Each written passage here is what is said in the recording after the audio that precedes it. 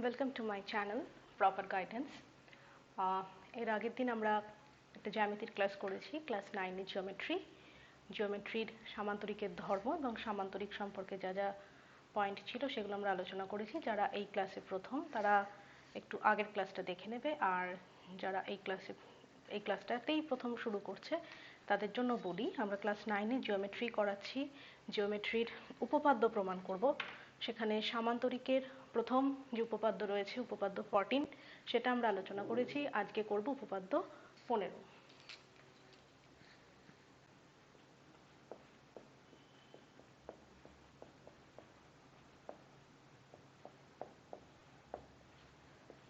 আচ্ছা, প্রথমেই বলি উপপাদ্য 15-এ কি আছে না, কোনো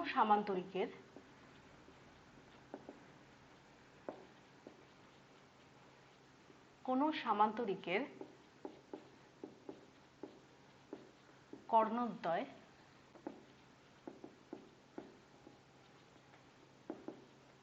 পরস্পরকে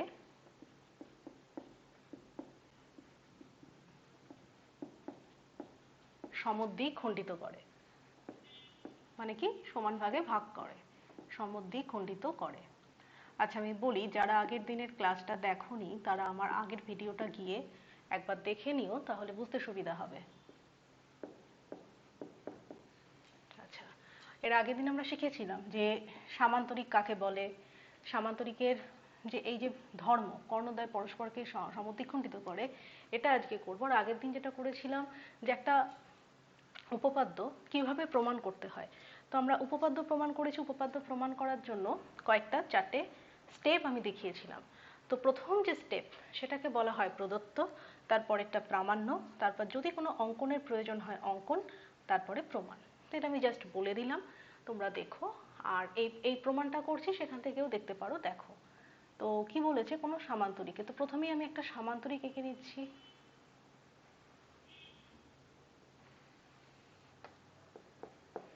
ABCD এটি একটি সামান্তরিক। ওকে, এবার এই সামান্তরিকের কর্ণদ্বয়, তার মানে কর্ণ AC আর কর্ণ BD যে জায়গায় ছেদ করেছে, এই বিন্দুটার নাম দিলাম ও বিন্দুতে ছেদ করেছে। তো এখানে আমরা প্রদত্ত প্রামাণ্য লেখার কিছু ধরন দেখেছিলাম যে কিভাবে লিখতে হয়। তো ফার্স্ট হচ্ছে প্রদত্ত। প্রদত্ত মানে কি, প্রদত্ত মানে যেটা দেওয়া আছে। তো এখানে কি দেওয়া আছে, সামান্তরিক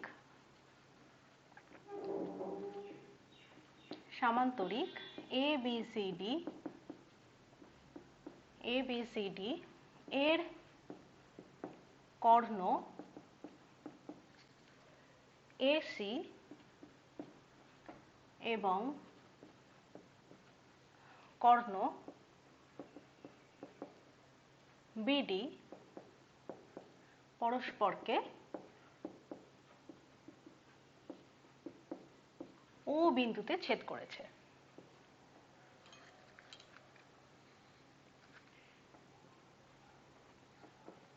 ও বিন্দুতে ছেদ করেছে।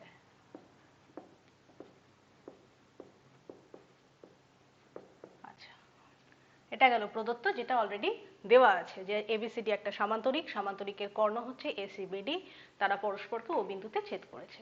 এখন আমাদের যেটা দেখাতে হবে, হোয়াট ইজ প্রামাণ্য।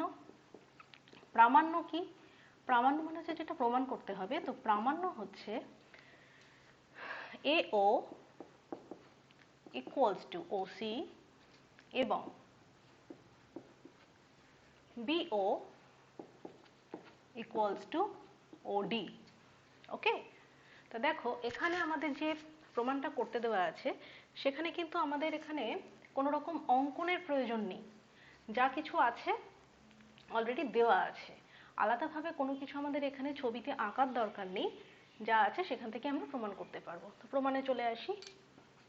আমি আগের দিনও বলেছিলাম যে অঙ্কন যে স্টেপটা রয়েছে সেটা কমপ্লিটলি অপশনাল, তোমার লাগতেও পারে নাও পারে। যদি অঙ্কন প্রয়োজন হয় তখন অঙ্কন লিখতে হবে, যদি অঙ্কনের দরকার না হয় তাহলে আমরা প্রদত্ত প্রামাণ্যর পর সোজা চলে যাব কোথায়, প্রমাণ স্টেপে। তো প্রমাণ করার আগে দেখো, ত্রিভুজ, দুটো ত্রিভুজকে আমি নিচ্ছি, প্রথমে ছবিতে দেখো পরে লিখছি। ত্রিভুজ দেখো এ ও বি, এই ত্রিভুজটা আর এই ত্রিভুজটা যদি আমি কনসিডার করি, সেক্ষেত্রে দেখো এ বি এই বাহুটার সমান হচ্ছে। কারণ কি, এর আগের দিন আমরা যে সামান্তরিকের প্রথম উপপাদ্য পড়েছিলাম তাতে দেখেছিলাম যে একটি সামান্তরিকের বিপরীত বাহুগুলো পরস্পরের সমান হয়, বিপরীত কোণগুলো পরস্পরের সমান হয়। তো এখানে যেহেতু এ বি আর সিডি দুটো পরস্পরের বিপরীত বাহু, সেক্ষেত্রে দুটো বাহু সমান। আচ্ছা, এই কোণটা আর এই কোণটা এরা পরস্পরের সমান। কারণ কি, এরা হচ্ছে বিপ্রতীপ কোণ, কোণ হচ্ছে এ ও বি আর সি ও ডি। আর একটা অ্যাঙ্গেল দিস ওয়ান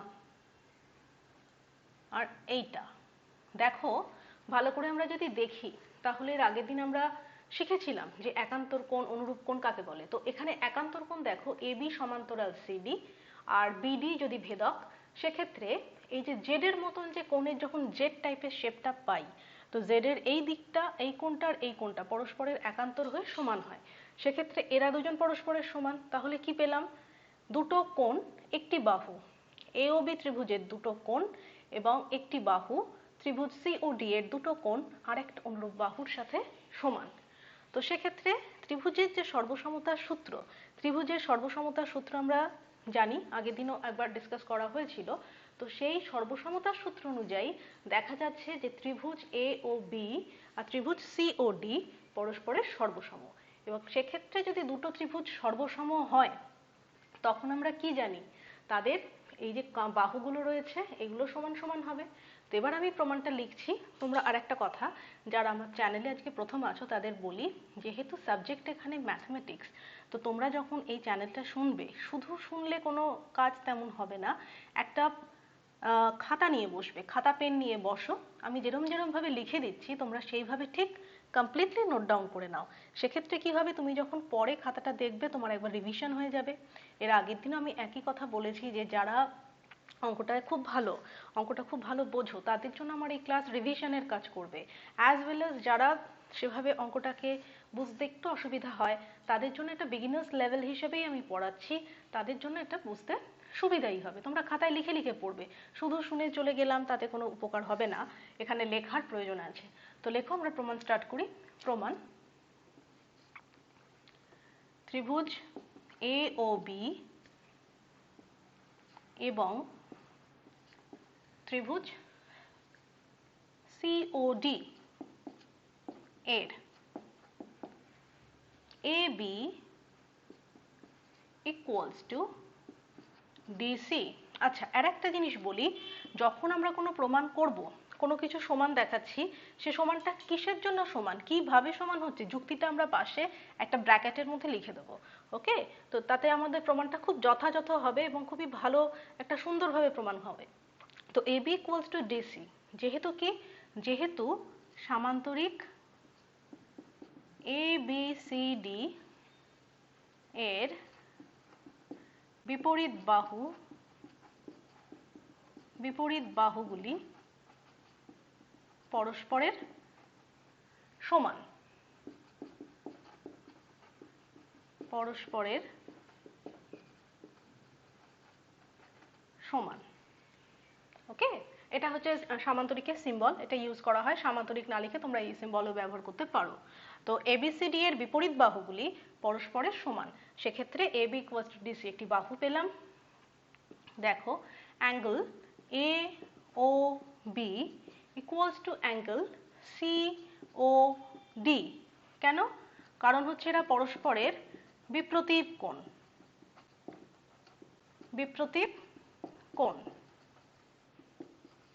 আর একটা অ্যাঙ্গেল দেখো, অ্যাঙ্গেল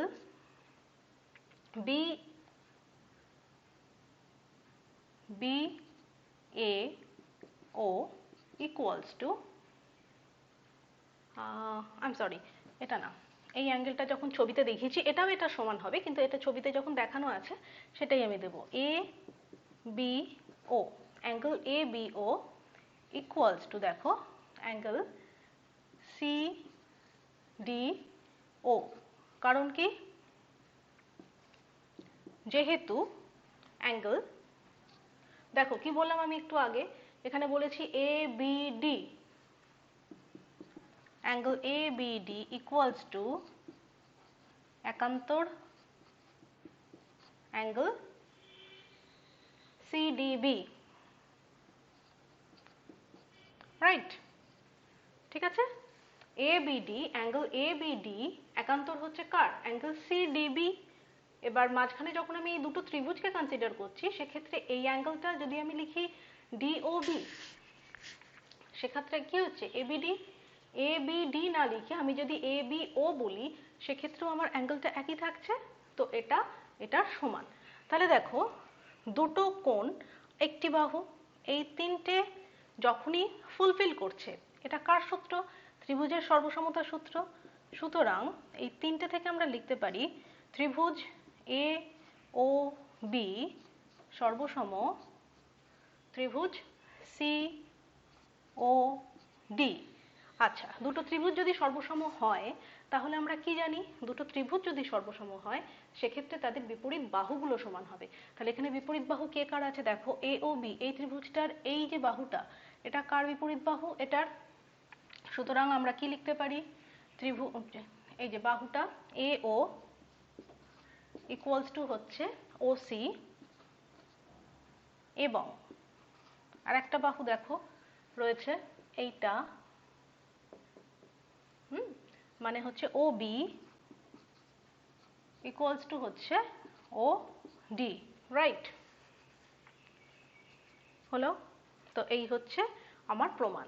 এখানে দেখো প্রমাণ করতে দিয়েছে A O equals to O C, B O equals to O D, B O equals to O D. কি হলো? প্রমাণিত।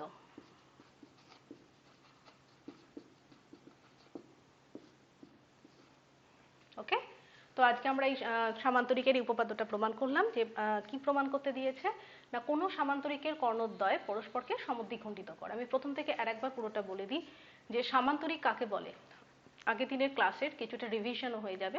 সামান্তরিক হচ্ছে কোনো চতুর্ভুজ যার বিপরীত বাহুগুলো পরস্পরের সমান্তরাল, তাকে আমরা বলবো কি? তাকে আমরা বলবো সামান্তরিক। সেক্ষেত্রে দেখো এখানে যে এবিসিডি সামান্তরিক রয়েছে এর বিপরীত বাহু কে রয়েছে? এবি। এবি সমান্তরাল হবে কার? এবি সমান্তরাল হবে ডিসি, আর এডি সমান্তরাল হচ্ছে বিসি। ওকে, তো এখানে যে আমার উপপাদ্য দেওয়া আছে সেখানে কি কোনো সামান্তরিকের কর্ণদ্বয় পরস্পরকে সমদ্বিখণ্ডিত করে? সো প্রদত্ত মানে যেটা দেওয়া আছে, কি দেওয়া আছে না সামান্তরিক এবিসিডি এর কর্ণ হচ্ছে এসি আর কর্ণ বিডি পরস্পরকে ও বিন্দুতে ছেদ করেছে। শুধু এখানে দেওয়া আছে ছেদ করেছে, সমান যে হবে A O equals to O C আর B O equals to O D, এটা যে হবে সেটা হচ্ছে আমাকে প্রমাণ করতে হবে। তো এটা হচ্ছে আমার প্রামাণ্য। আচ্ছা, এটা প্রমাণ করতে গিয়ে আমাকে এখানে যেটুকু দেওয়া আছে তার বাইরে এখানে আমাকে কোনো কিছু ছবিতে এঁকে নিতে হচ্ছে না, এক্সট্রা অ্যাডেড কোনো অঙ্কনের পোর্শন নেই।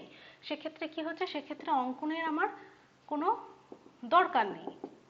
আমি আগের দিন লিখিয়ে দিয়েছিলাম এগুলো সবকিছুই, অঙ্কন এখানে নেই, অঙ্কনের আমার কোনো কিছু এখানে প্রয়োজন হচ্ছে না। ডাইরেক্ট আমি প্রমাণে এলাম। প্রমাণ করছি কিভাবে? প্রথমেই নিচ্ছি ত্রিভুজ এ ও বি, এই ত্রিভুজটা, এই ত্রিভুজটার সাথে এই ত্রিভুজটা, ত্রিভুজ সিওডি।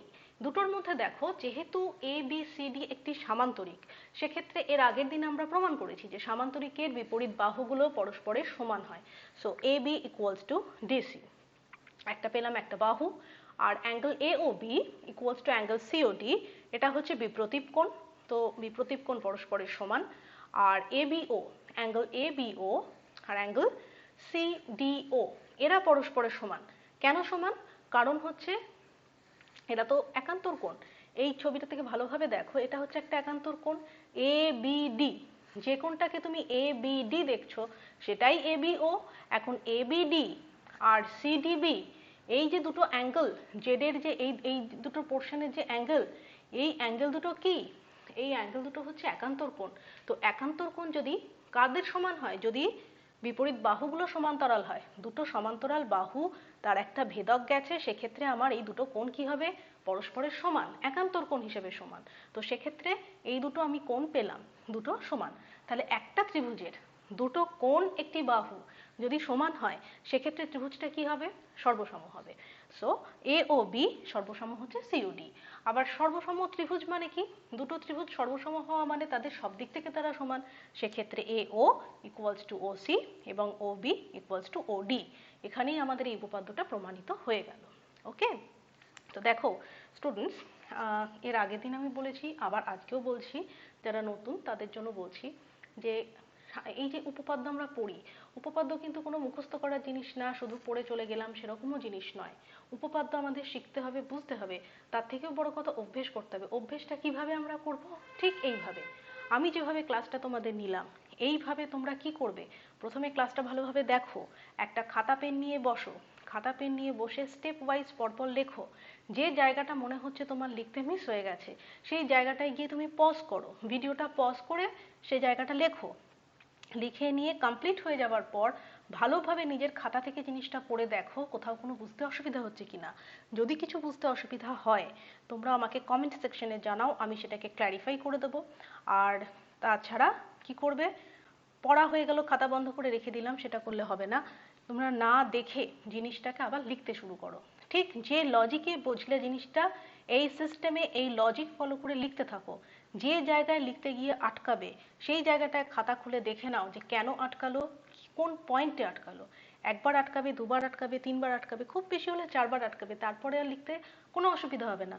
তখন দেখছো যে তুমি না দেখেই লিখতে পারছো। একবার যদি লেখার অভ্যেস হয়ে যায়, উপপাদ্য প্রমাণের অভ্যেস হয়ে যায়, সেক্ষেত্রে উপপাদ্য প্রমাণের জন্য আর কোনো বইয়ের দরকার হবে না, কারোর কাছে যাওয়ার দরকার হবে না। সো আজকের এই যে সামান্তরিকের প্রমাণ, এটা আজকের জন্য, এই ক্লাসের জন্য যত এইটুকুই। যদি আমার ক্লাস ভালো লাগে তোমরা সাবস্ক্রাইব করে চ্যানেলটাকে, তাহলে এর পরের যে ভিডিওগুলো আসবে সেগুলো দেখতে পাবে। প্রত্যেকটা উপপাদ্য আমি এরকমভাবে প্রমাণ করে দেখাবো।